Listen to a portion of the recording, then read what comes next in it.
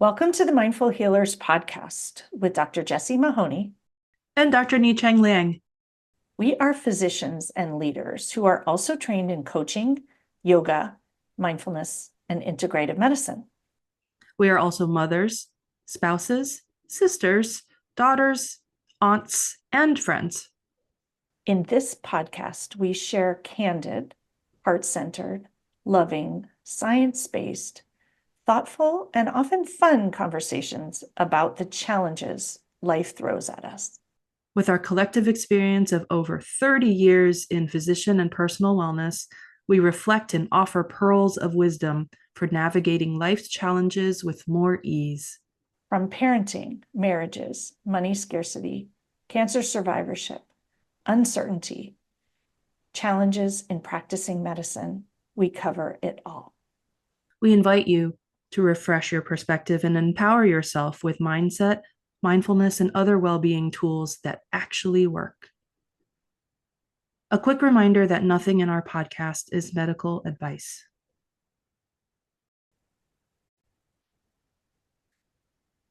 Welcome to our episode on choosing your relationship with healthcare drama. Healthcare drama that's your own, that of the system, that of your patients, your family, and friends when they are patients. Do you find yourself jumping into collective suffering, anger, frustration, outrage, righteousness, and drama of any kind about the inequities and mess of the current healthcare system? Do you take the problems or inadequacies of the system on as your own? Do you take on the role of savior of others? Do you try to make up for these challenges yourself as an individual or as a physician? Do you spend more energy than you have available helping patients, friends, and family navigate the broken system? How would you like to respond to the current situation in healthcare and the current systemic issues that abound? This seems the perfect moment to share the thought that things should be different, but we can each still make a difference in how we choose to respond. And the intention of today's episode is to honor that the current state of healthcare is messy and complicated, and that almost everyone I know has had their share of both challenging experiences and amazing experiences within the system. And that while much of it is scary and unfair, and the system definitely needs an overhaul, we get to choose how we show up. In today's episode, we wanted to share how we have decided to navigate the chaos with presence and intention. And sharing the podcast is part of our choice of how we want to navigate it and to give options and invitations for you to choose how you would like to navigate strategically. So for those of us who work in the system or worked in the system, many of us take on responsibility for things that are going on in the system. And we take on responsibility for helping our patients navigate the system such as they are, and very often helping family and friends also navigating the system.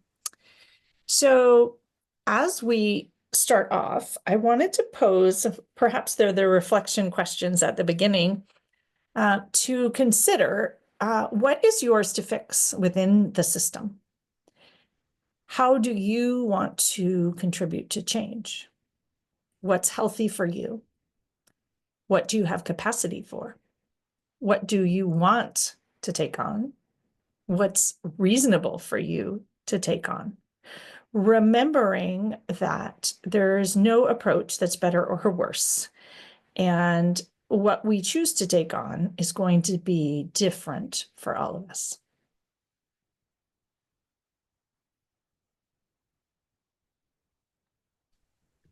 And we'd also like to take some time to be vulnerable and share some of our own healthcare system woes from first person experience. And so I want to just acknowledge that this is us speaking our truths. So as we share what happened to each of us, noticing if judgment or criticism or the urge to want to help or to fix both of us or the system, or like the capital us, like us as both healers and patients, arises as we share these truths with you.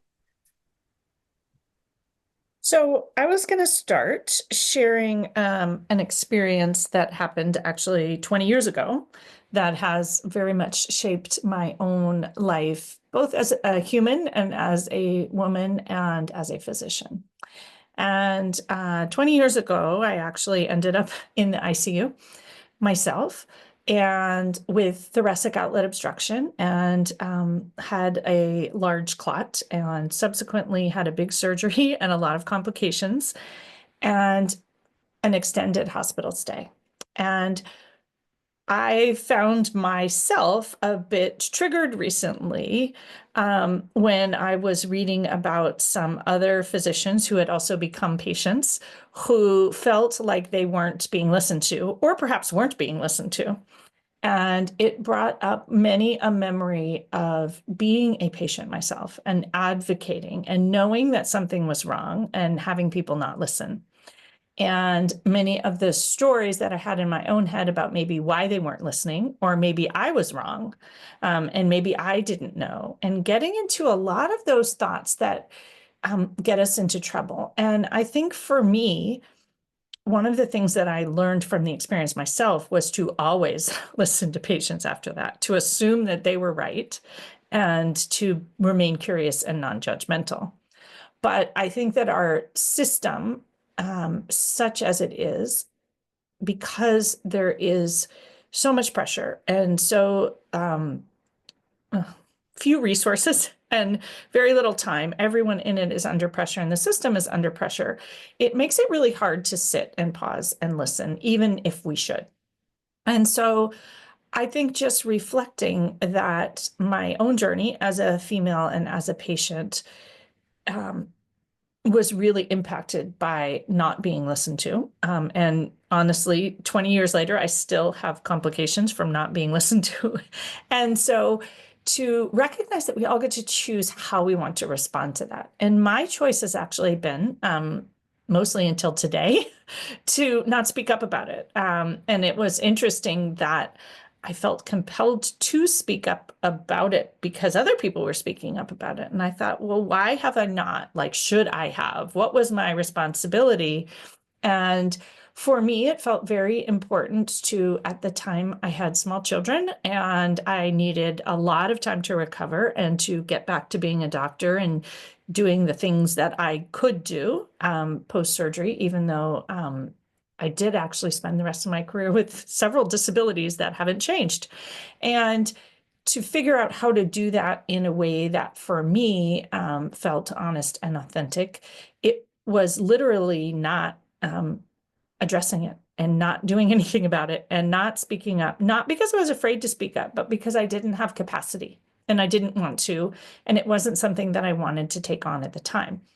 I have heard subsequently over the years when I have talked to people in more confidence, for example, that I should have, and why didn't I, and I should still do it. And I feel actually for me that that's not the right thing to do. And it's, again, not because I'm not brave enough, but literally because I choose to focus my attention and energy on other things. What I have chosen to do is to always tell people when they have a family member in the hospital to have someone there with them to help them advocate and to advocate. And that if you as a patient feel like there's something wrong, you're probably right.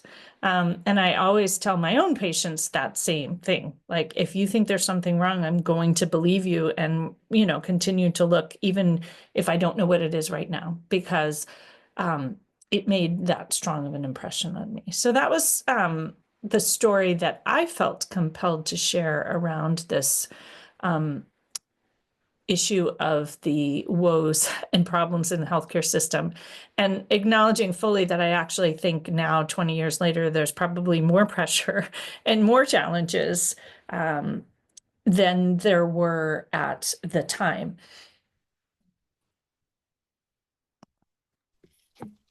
Sort of related to that, I wanted to acknowledge that we are under tremendous time constraints, time scarcity in the practice of medicine right now. The mentality of like, do more with less, and that includes time. However, when that happens and we are thrust into the brunt of it, there are situations like premature closure when we fixate on a chief complaint that someone else has gotten for us, supposedly on behalf of the patient, but oftentimes these get labeled as almost like diagnoses. The chief complaints become a diagnosis, inaccurately so. And so I just want to call out that in time scarcity situations, notice if premature closure is happening when a chief complaint comes in with a diagnosis instead of an actual chief complaint. I want to invite you to use that as a trigger for grounding into curiosity and really asking the patient and verifying that. Because honestly, once chief complaints and diagnoses get placed into a chart, it's really hard to change it, even if it's inaccurate. And that's also one of those things where it is not supposed to be like that, but unfortunately, that's the reality. So you all, as mindful healers, use that as an opportunity to get curious. Please verify the chief complaint from your patient. It doesn't take much longer than a minute or two to allow the patient to tell you what they think is wrong and how you could potentially help them. And please resist the urge to copy and paste the chief complaint and aspects of the history of present illness that all too often I'm seeing way too much of in this time of time scarcity. And this is an opportunity. We've talked about mindful communication a lot in the past. We've done a lot of mindful communication practices in the Connect in Nature retreat, both you and I, Jessie. So this initial meeting with the patient can be an opportunity to verify that chief complaint, hold space for your patients, and give them an opportunity to really tell their story. And it really doesn't have to take that long. For me, when I see a new patient, regardless of what the chief complaint is or the reason for the referral, I really do take the time to re-verify. And my starting question for them is always, how can I help you today? And sometimes they go off on a tangent and it's completely not pulmonary related, and that's okay. Sometimes there's a problem that is more acute for them, but I just gently redirect them in a way that is more pertinent to how I can help them, and in a pulmonary fashion, for instance, but then like give them resources as needed for whatever happens to be the most acute for them in that moment. And I love your question, how can I help today? Because it isn't what's wrong, what's the problem? And remembering that we call it a chief complaint, but it's really a chief concern, or it's why are you here today? What do you need help with? And how that language can also change the judgment. And I think two of our main messages today are stay in curiosity and stay out of judgment. And that when we ground into curiosity, we don't know why people showed up the way they did. We don't know why they made this assumption. We don't know what was going on. And giving everyone that we work with and ourselves grace and compassion that we are human and medicine is complex and complicated. And there are a lot of external pressures. I think very often we judge that someone missed something or they didn't get the right complaint, for example, and we just don't know. I like to say we have no idea what was going on in that moment, and that can we just acknowledge that people are humans, everyone deserves grace and compassion, and if we all stay in curiosity and non-judgment, less things will get missed in our very imperfect system. So I wanted to also mention and highlight, especially for all of you clinical educators out there, please ingrain this into your trainees. This is an opportunity to help the next generation of healers truly become mindful healers, truly become expansive, curious healers. I think that in and of itself can be a starting point also for changing the healthcare system for the better, honestly. Just that small little tidbit of grace, and also to assume positive intent, right? So everyone, regardless of if it was a triage person, EMS, medical assistant, whoever got that chief complaint or put in the diagnosis as the chief complaint, they were doing the best that they could in the moment. I really truly believe that we all in healthcare are trying to do our best in that particular moment. So that grace and compassion is really, really crucial when approaching any patient with past medical history that's already been imported into the chart. And I would just add, for those listeners who are not in medicine, to also just show up with curiosity and non-judgment and grace and compassion, recognizing that the system is many, many humans who generally show up with good intent, who are doing the best they can in an imperfect space, and that is likely the path to the best care for all of us. I wanted to share kind of a funny, now looking back at it 48 hours later, an inefficiency that I just experienced. And I'm also noticing that as I'm bringing this up, knowing the story of you, Jessie, of what you endured, and knowing other people's inequities, if you will, or feeling like they weren't listened to, then comparing it to my kind of story of inconvenience, if you will, noticing that comparative suffering that's coming up for me. But you know what? Inefficiencies are just that, and suffering and inefficiencies are just that as well. So I'm going to share my situation from just 48 hours ago, because one of my loved ones just had an elective surgery, and I was the caregiver that accompanied them to that surgery. And there were lots of inefficiencies in the whole registration process. So we were told to check in at a certain entrance to this big complex of a hospital system, but there wasn't really any clear signage for that particular entrance that we were supposed to go to. The said family member can't really walk quickly. And so by the time we got into the check-in area, of course, we were late. We were told to check in at a kiosk. Okay, so we did that, but 10 feet away, there were real live human beings. So we were told not It's to like talk the to airlines where you have to tag your own bag. right? So there were real live human beings with no line, but we were told to check in with the inanimate object that was the kiosk. So I did all of that. I even got a prompt asking if I wanted to have the surgical itinerary emailed to me. I was like, oh, how nice. This is very cool. But no, it was not cool, because I went back to the check-in desk as prompted by this inanimate object, and a wristband with the ID was supposed to print. But of course, it didn't print. And then at that same time, I got a call from the nurse upstairs in the surgical suite saying that the surgeon was running ahead of schedule, and basically to like hurry up and get up there. So I went to the surgical check-in area, and now I'm rolling my loved one in a wheelchair. And again, that surgical check-in area can't print out the wristband or get her checked in, even though it's the check-in area for surgery. So what happened was they had to escort me all the way back down to a different part of the hospital.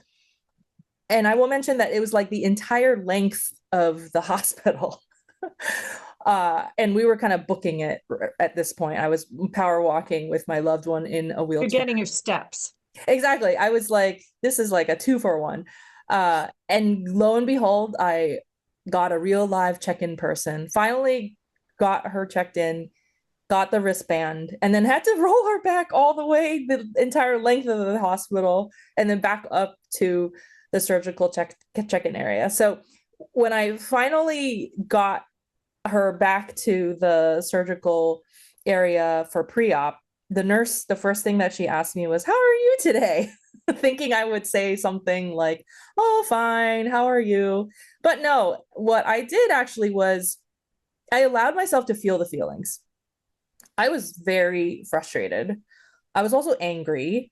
And I was very honest in my response. And I said, "I am very frustrated." And actually, even though the nurse had no idea what happened and it was totally not the nurse's fault, she actually apologized, which, like we're often taught, like, nowadays, don't apologize for things that aren't your fault. But for whatever reason, like, I actually felt like a little better, even though I knew that she was not responsible for all of the check-in inefficiencies. And then actually the check-in person who escorted me down, he also apologized, even though it wasn't his fault either. So there's something about their responses that helped me in an otherwise like really frustrating, inducing inconvenience, basically, is what I endured. Um, I really actually felt held and kind of heard. So I appreciated that. I will say, though, from that point on, all of the healthcare professionals that we met, even like the custodian that was taking out the trash, for instance, they were really kind and compassionate and friendly and responsive. And honestly, I'm really grateful for the experience that we had after that debacle with check-in. And I think that's actually a really important point, is that while the system has so many mishaps and so many, I'm going to use your word, inefficiencies, which I think is beautiful, so often things go so well. Yeah. In fact, I've had a few surgeries recently, and not recently, but in the last 10 years, and they all went amazingly. And the level of coordination and the level of kindness and the level of care, even I'm thinking back, my most recent colonoscopy, that was amazing, like as amazing as it could be. But thinking that we rarely talk about, oh my God, I had the best experience today. In fact, I was telling you yesterday, I had this great day yesterday because they sent me a reminder, which was nice. My healthcare said I need a mammogram. And I literally went on their online and there was an appointment an hour later and I went and got it and it was all done within an hour and a half of my getting the message. That's a miracle, honestly, in our current system. And I got the report by like an hour later.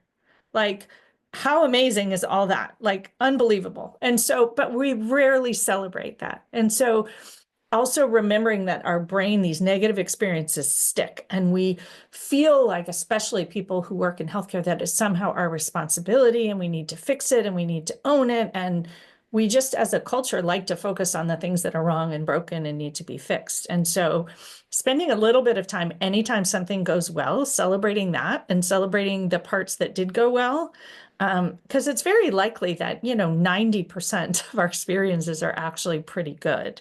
And, they always will involve some inefficiencies. And that there are so many really beautiful and good things that happen as well. Yeah, I also want to call out my healthcare team in general. As many of you, if not all the listeners know, that I'm a 13 plus year cancer survivor. And so I've had a lot of traditional allopathic care in the last, especially 15 years or so. So just calling out my healthcare team, all the surgeons that operated on me, not just for my cancer, but also for my appendix during COVID and also my oophorectomies, putting me into surgical menopause, and just my ongoing cancer team. Kudos to them, because you are absolutely right. Healthcare inefficiencies, healthcare inequities that we experience firsthand, either as healers or patients or as caregivers, do also trigger our negative attention bias, rightfully so.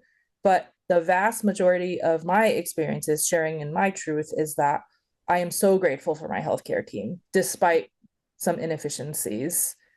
So there we have it. And I'm just thinking, we wanted to shift into our tips for personal experiences. And maybe the most important tip here is to focus on what went well, and notice what went well, and tapping into this gratitude and appreciation for the care that is available, and what progress we've made. And we were just talking about procedures now that are, outpatient procedures that used to be very complicated and require general anesthesia. And now they do them in and out with, as propofol, like crazy stuff. Like, this stuff is amazing and has made a big difference to the lives of a lot of our loved ones and people all over the world. And we often spend a lot of our energy focusing on the drama and the broken systemic issues, which are there. But noticing the gifts may be the most important tip for your own personal experience of the healthcare system. And the questions that I wanted to throw out here, again, are this idea of how do you want to respond to whatever experience you are having? Do you want to accept it and not like it or hate it or be disappointed? Or do you want to accept it and feel grateful or appreciate what did go right? What is healthy for you to hold?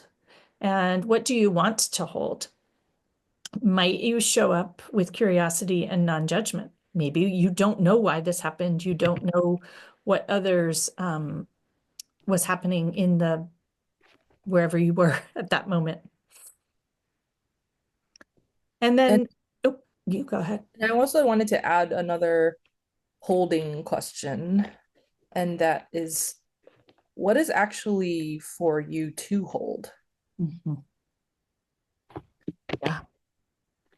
And coming back to curiosity and, oh, I already talked about that. Speaking publicly or not, you get to decide. You can make it an issue. You cannot. You can keep it all at home and all inside. You get to choose. Neither is more valiant or better for the world. You get to have your own experience. And as a physician, I think that tips are different. Yeah, so getting curious about your own capacity. So there have been a lot of comments about like stay in your own lane, or like this is our lane. And so get curious about your lane. Like, how wide actually is your lane? Is it a two-way lane or is it one way? Like, how wide is it? How many lanes are there?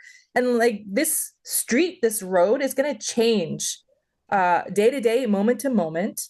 What is your actual capacity for this road in that particular moment? I love that. And in that moment is also key, because while you're healing and recovering, there may be no capacity, or while a loved one is, and, you can decide how you want to respond later. I think we think you have to respond in a certain time, or you have to, there's no have to's, there's no shoulds, you get to choose. And so as a physician, stepping out of judgment, I think, of ourselves and our decision-making and our colleagues, we mentioned, we have no idea what's going on. We also tend to judge other people's reactions and responses, and that there is a should or there's a have to, and we have an obligation or a responsibility to speak up. And we can choose and trust ourselves, given what we think we have capacity for, what we can handle. There is no job description around the healthcare system woes and how physicians should address them, or what is our obligation to help patients, families, and friends navigate the complexity of the system right now. That is actually not part of our job description. And many people who I work with actually think that that is like, no, my job is to make sure that they get X, Y, or Z, when most of that is out of our control. Our job is to potentially advocate, to put in the referral, to request authorization, or to, speak to a specialist. But our job is not to have our patients do certain things, have certain outcomes. We get to be really clear about what we can influence and what we can't, and not taking on this savior and martyrdom, because we run out of energy and we do not have unlimited capacity. And so I think many of us jump into this over responsibility and toxic independence when it comes to our patients, when it comes to our friends and family as well, and people asking us for help. So being really clear about what you think you have capacity for and you can take on and what you can't. And remembering that as a physician, the blame and guilt around systemic issues, that's not about us as a physician. It's about the system, which is not us. I really liked my road analogy, so I'm going to harp on that a little bit more. The other thing about your road is that you yourself get to choose how you uphold the boundaries of your lane, singular, or lanes, double or more, recognizing that it's not your fault when something doesn't get covered by insurance. It's not your fault that the durable medical equipment company or that radiology department or whatever referring subspecialty didn't respond to your order in a timely manner. You did the best that you could in facilitating that care. And so from here on out, yes, sometimes I'll say, being a pulmonologist these days, all too many minutes have been spent on advocating and prior authorization requests and writing letters advocating for care. But beyond that, you can lean into your healthcare support. So I have a lot of my medical assistants actually call to verify and ask questions about what they could potentially do to help me push this care through for the patient, making sure that I'm not taking all of these rejections in care or prescriptions on myself, because I really don't have my road winded enough for that. So upholding your own boundaries of your road, that's your choice on how you do that. And the same applies to the healthcare system in and of itself. So not just specific decisions about the patients, but challenges about these much bigger systemic issues. And one of the things that I think is so beautiful about mindfulness and coaching is that it allows us to play the role as a physician and as an advocate for the healthcare system in a healthy way, and to acknowledge what our capacity is and where we have influence and where we don't, and to be an effective and healthy advocate, and to so that we are staying out of blame and guilt for things that are out of our control, that we have reasonable expectations, and that we make decisions about what we want to be involved in, what's meaningful. And some people want to be involved in changing the system, and some people want to practice medicine, and both are fine. And so I like to offer that mindfulness and coaching help you be healthy enough to make a healthy decision about where you want, what role you want to play, and to choose where you are most passionate and where you want to put your energy in.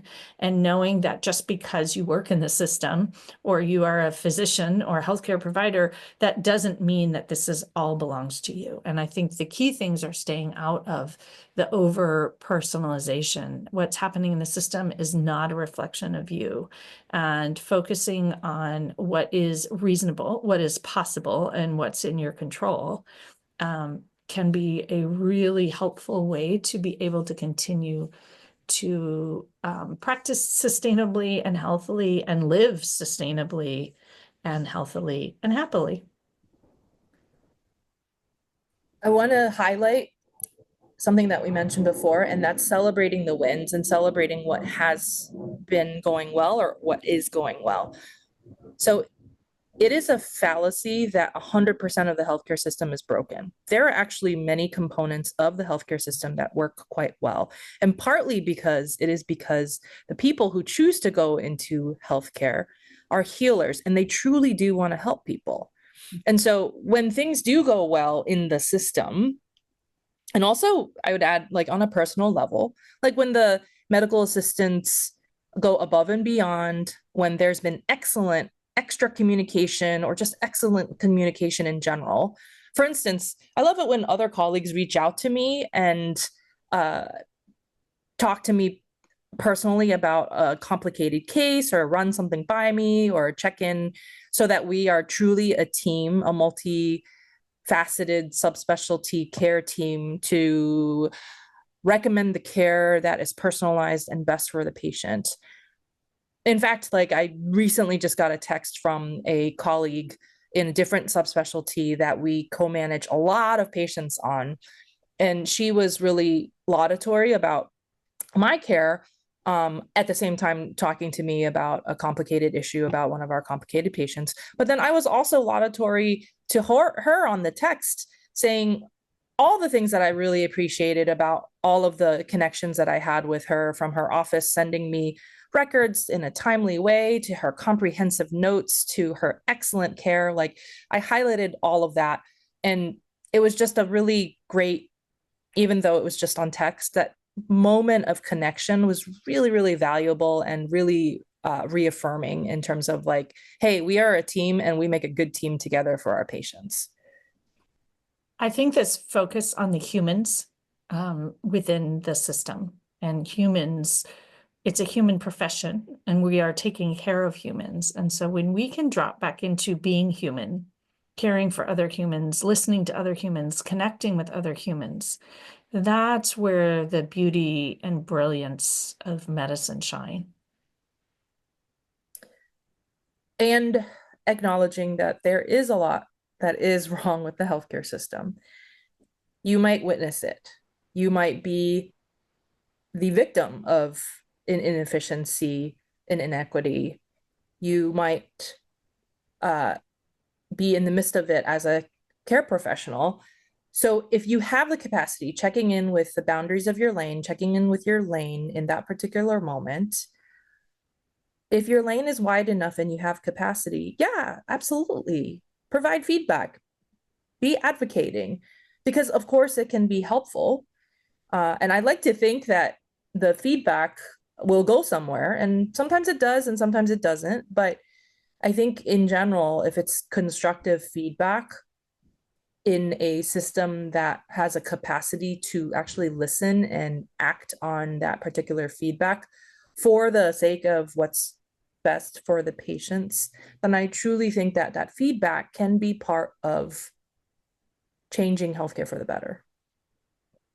When we give feedback, when we have room in our lane and it's wide enough, we can give feedback in a helpful, constructive way. And when we give feedback when we don't have capacity, and that's where it usually doesn't turn out well for anybody. The feedback's often not listened to, it isn't constructive.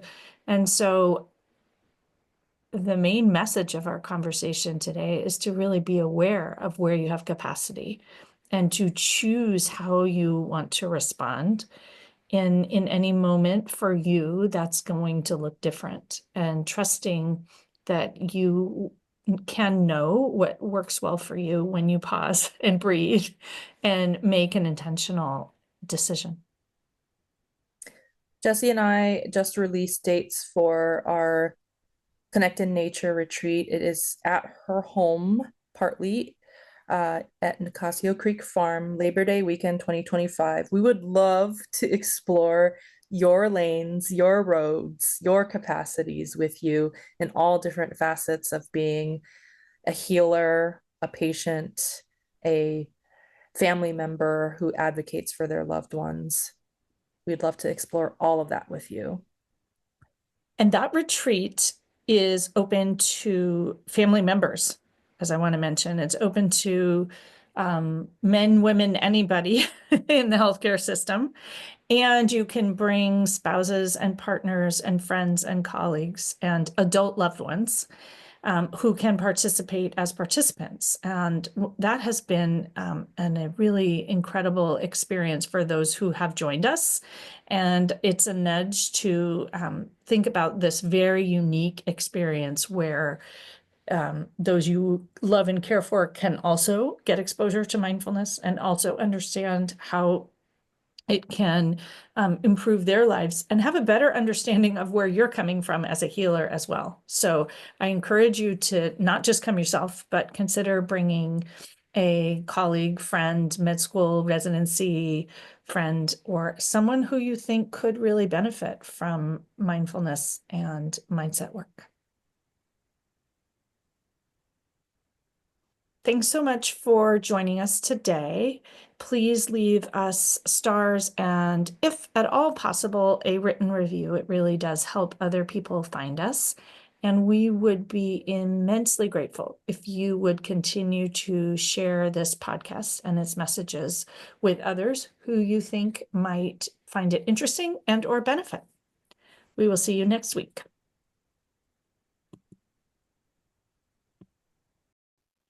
Thanks so much for joining us. We encourage you to dive into the show notes for each episode for more learnings and resources. We also invite you to take a listen to the many other Mindful Healers podcast episodes. And please share the podcast far and wide with colleagues, friends, and family. If our message and approach resonate with you, we would love to work with you.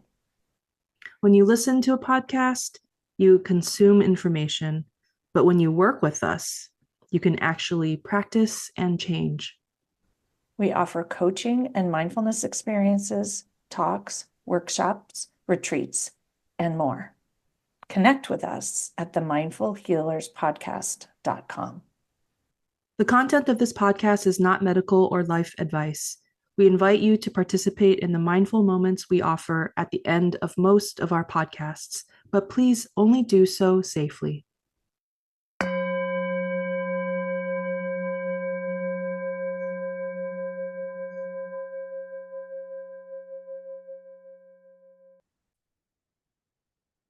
Welcome to today's mindful moment.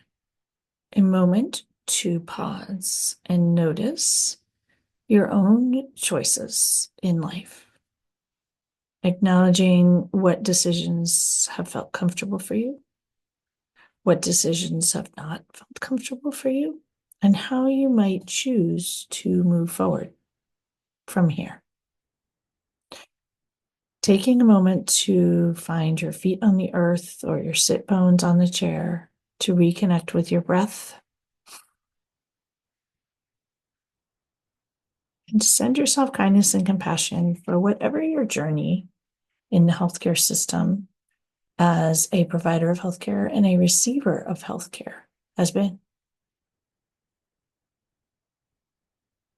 And taking a moment here to also celebrate what has gone well, what has felt good, all that you have accomplished, all the lives you have impacted, and all the people who have impacted your life in beautiful ways.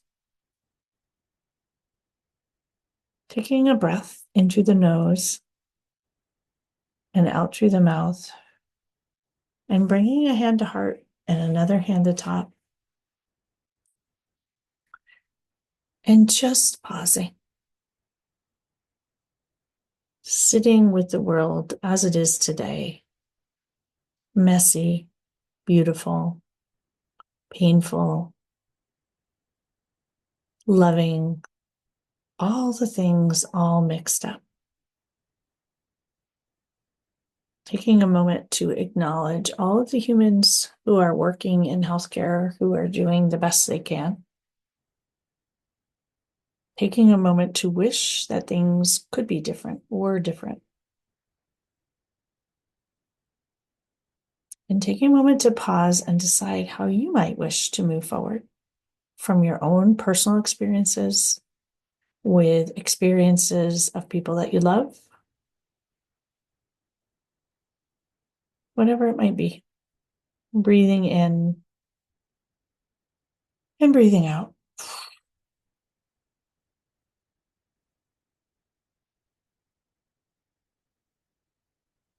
Thank you all so much for practicing with me today. The light and love in me honors and reflects the light and love in each and every one of you.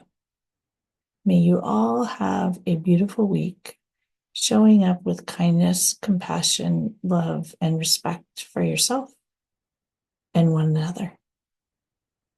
Namaste.